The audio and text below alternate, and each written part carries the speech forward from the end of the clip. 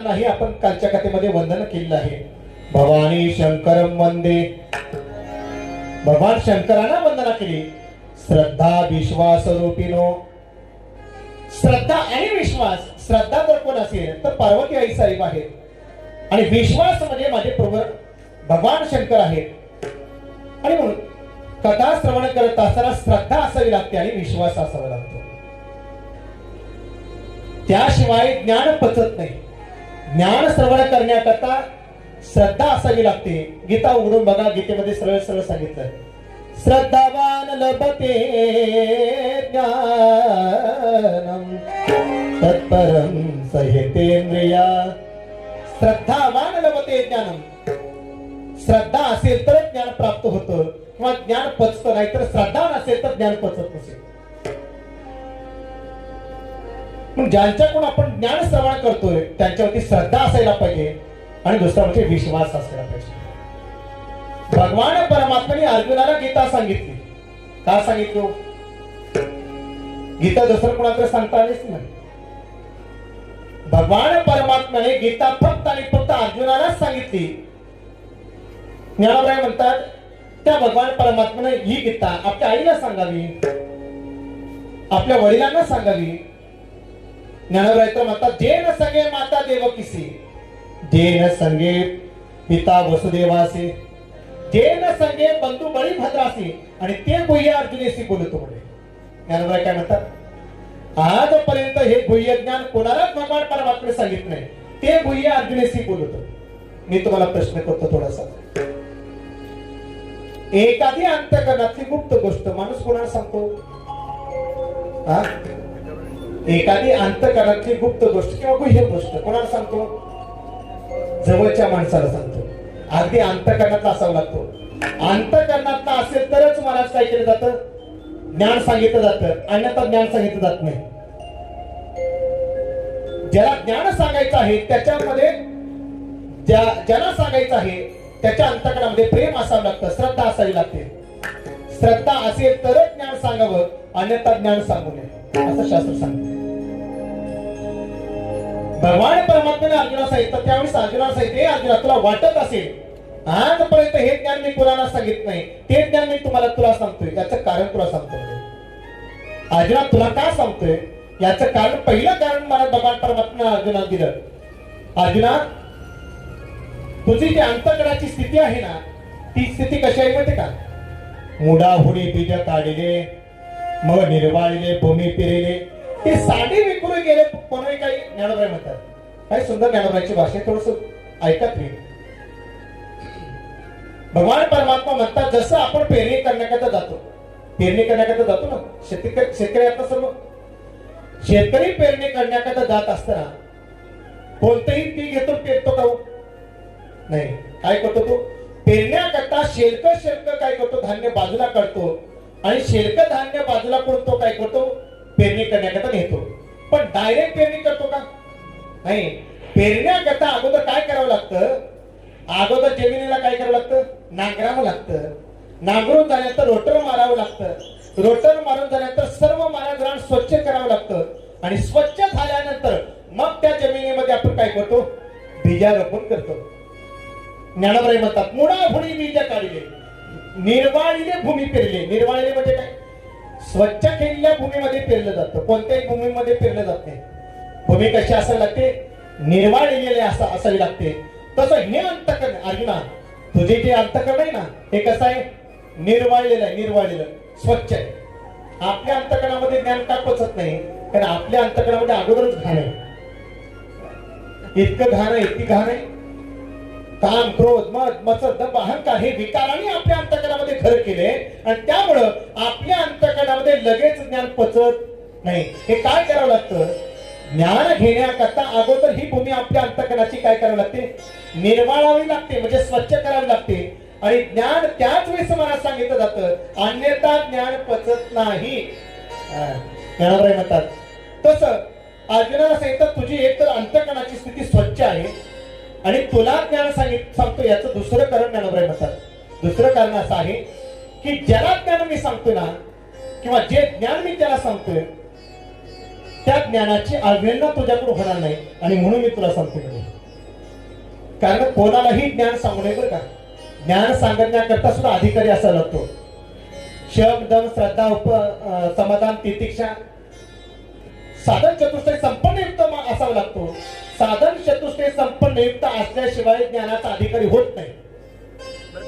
शास्त्राच्या दृष्टीने विचारसागर ग्रंथ जर वाचला असेल तर तुमच्या लक्षात येईल. विचारसागर ग्रंथामध्ये सांगितलं की अधिकारी कोणाला म्हणायचं.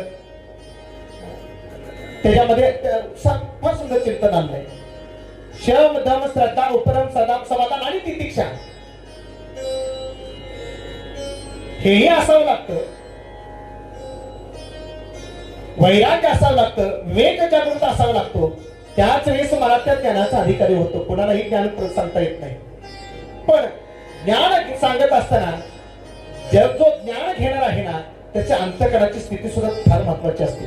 मग ज्ञानोबराय म्हणतात तो भगवान परमात्मा अर्जुनाला सांगतोय की अर्जुना तुला सांगते याचं दुसरं कारण तुला सांगतो ऐक म्हणे. आणि मग दुसरं कारण त्या ठिकाणी अर्जुनाला सांगतात म्हणजे अर्जुना तू सुमनो आणि शुद्ध मती. कसं आहे सुमनो आणि शुद्ध मती अनिंदको अनन्य गती आणि गौप्यतया प्रति चाळविचे सुखे. म्हणजे गौप्यतया प्रति चाळविचे सुखे. पण का तुला हे गुप्त सांगितलं याचं कारण सांगितलं. तू सुमनो आहेस आणि शुद्ध मती आहेस. काय सांगितलं तुझं मन शुद्ध आहे. सुमनो चांगलं मन आहे. दुसऱ्याबद्दल तुझ्या मनामध्ये कधी वाईट विचार येत नाही. पण आपल्या मनामध्ये दुसऱ्याबद्दल कधीच चांगला विचार येत नाही. काय येतो दुसऱ्याबद्दल आपलं कधी चांगलं वाटतं का वाटतो. बरं आपलं बरं व्हावं असं वाटतं का दुसऱ्याचं बरं व्हावं असं वाटतो. हा आपलं चांगलं व्हावं असं वाटतं का शेजारच्याचं चांगलं व्हावं असं वाटतं. हा इथं कसं आहे पण आपला बंगला बांधल्या तर समाधान वाटतं सुख होतं का शेजारच्या बंगला बांधल्या तर समाधान वाटतो. इथं कसं आहे शेजारच्यानं बंगला बांधतं की ह्याच्या पोटात दुखायला लागतं. इतकं पोटात दुखतं शेवटी डॉक्टरकडे न्यावं लागते. आणि डॉक्टरकडे नेल्यानंतर डॉक्टर विचारतात काय झाले म्हणजे पोटात खूप दुखायला लागले. म्हणजे कधीपासून दुखते म्हणजे 4 दिवस झालं. नक्की 4 दिवस झाले. हो म्हणे शेजारच्यानं बंगला बांधा होता ना तेव्हापासून माझ्या पोटात दुखायला लागले. डॉक्टरने ओळखले पोटात का दुखते. डॉक्टरने सुद्धा सांगितलं म्हणजे याला आता दुसरं तिसरं औषध देऊन चालत नाही. याच्या अंतःकरणामध्ये द्वेष बुद्धी आहे आणि मग याच्या पोटात दुखण्या बंद करण्याकरता याला कोणतेही औषध द्या ह्याच्यावर परिणाम करणार नाही.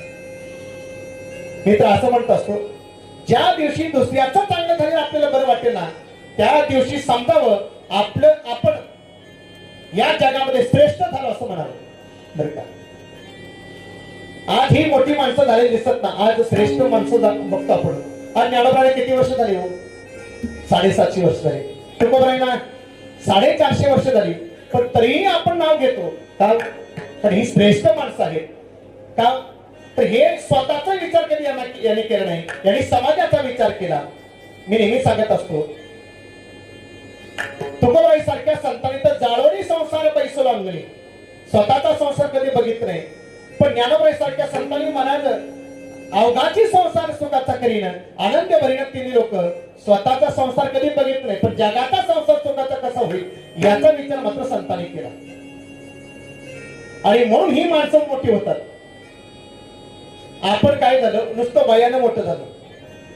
मी हे कळलं नेहमी वाक्य सांगत असतो माणसानं वयानं वाढण्यापेक्षा माणसानं विचारानं वाढावं. माझं बोलणं कळते का बघा थोडस लक्ष देऊन ऐका.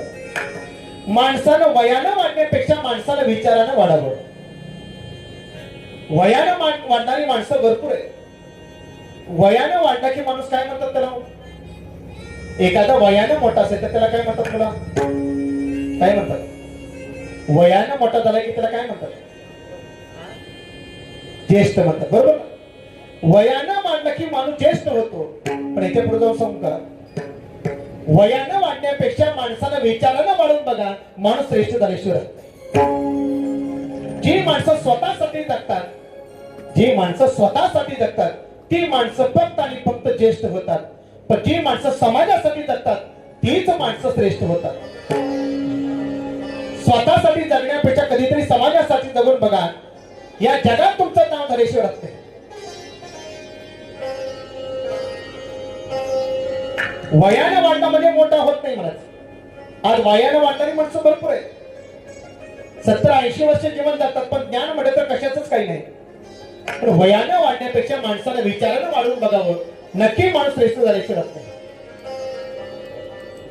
आज तुकोबारायांचं नाम आपण घेतो कारण ही माणसं स्वतःसाठी जगली नाही, ही माणसं समाजासाठी जगली.